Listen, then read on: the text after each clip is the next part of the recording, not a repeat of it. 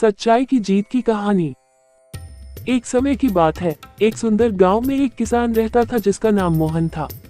मोहन न केवल अपने खेतों में मेहनत करने के लिए जाना जाता था, बल्कि उसकी ईमानदारी और सत्यनिष्ठा के लिए भी प्रसिद्ध था।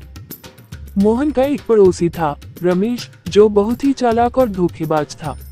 रमेश हमेशा अपने स्वार्थ के लिए दूसरों को धोखा देता था। एक दिन रमेश ने सोचा कि अगर वह मोहन को फंसा सके तो उसके खेत भी हड़प सकता है। उसने एक योजना बनाई और गांव के सरपंच के पास गया। उसने सरपंच से कहा कि मोहन ने उसके खेत से सोना चुराया है। एक समय की बात है, एक सुंदर गांव में एक किसान रहता था जिसका नाम मोहन था। मोहन न केवल अपने खेतों में मेहनत करने के लिए जाना जाता था, बल्कि उसकी ईमानदारी और सत्यनिष्ठा के लिए भी प्रसिद्ध था। मोहन का एक पड़ोसी था, रमेश, जो बहुत ही चालाक और धोखेबाज था।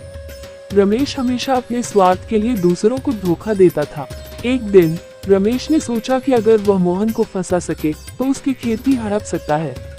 उसने एक योजना बनाई और गांव के सरपंच के पास गया।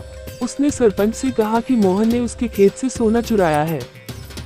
सरपंच ने दोनों को बुलाया और पूछा, क्या ये सच है, मोहन? मोहन ने साफ साफ कहा, नहीं सरपंच जी, मैंने कभी भी ऐसा नहीं किया। सरपंच ने तय किया कि सच्चाई का पता लगाने के लिए दोनों के खेतों की तलाशी ली जाएगी।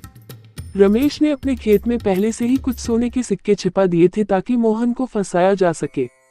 तलाशी के दौरान सरपंच को रमेश के खेत में सोने के सिक्के मिले और उसने मोहन को दोषी ठहराया। मोहन को जेल में डाल दिया गया, लेकिन उसने हार नहीं मानी।